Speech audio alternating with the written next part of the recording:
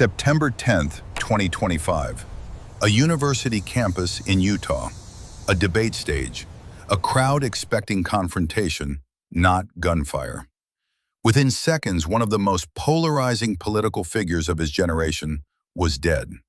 Charlie Kirk was 31 years old, and his death did not end the argument, it detonated it. Kirk entered politics before he could legally buy a drink.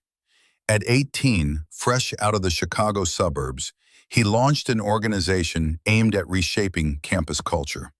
He called it Turning Point USA. His pitch was simple. American universities were drifting left, and conservative students needed an organized response.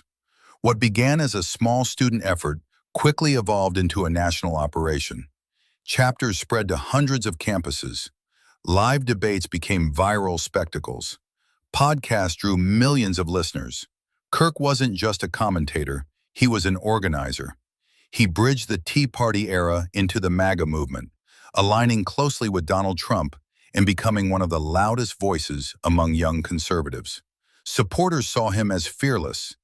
Critics saw him as incendiary. But no one could ignore him. Kirk's influence grew alongside controversy. He questioned pandemic policies. He amplified election fraud claims after 2020. He criticized civil rights legislation. He courted the religious right and spoke openly about Christian nationalism. To supporters, he was defending Western civilization. To critics, he was fueling division. His campus debates became signature events, staged confrontations with students on race, gender, gun rights, and free speech. He thrived in confrontation, and confrontation followed him. On September 10th, 2025, Kirk was speaking at Utah Valley University. Mid-event, a shot rang out. Authorities later charged a man named Tyler Robinson with aggravated murder. Prosecutors announced they would seek the death penalty. Court proceedings quickly became part of the spectacle. Defense attorneys argued that media images showing Robinson in shackles could prejudice jurors. A judge ordered certain footage restricted. Debates erupted, not just about the crime, but about how it should be covered. Even in death, the battle over optic. Nearly 100,000 people gathered at a stadium in Arizona to honor Kirk. Political leaders praised him. President Trump later awarded him the Presidential Medal of Freedom posthumously. For supporters, he was a martyr of free speech. But outside the memorial, a different story was unfolding. In the hours after the assassination, social media ignited. Some mourned, others didn't. And for hundreds of Americans, that reaction had consequences.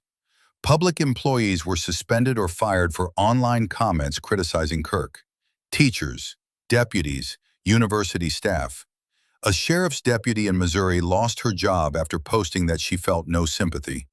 A Tennessee employee was terminated for labeling Kirk a white supremacist. A teacher's aide faced dismissal for reposting one of Kirk's own controversial statements.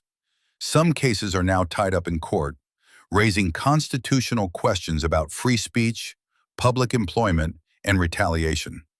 Civil liberties groups argue that the First Amendment protects even offensive speech. Others insist that public servants must meet professional standards, even online. The result? A nationwide reckoning over speech and who gets to define its limits. For years, Kirk positioned himself as a defender of free expression. His organization published watch lists of professors accused of promoting radical agendas. After his death, critics argued that similar tactics were being used against them. The debate shifted.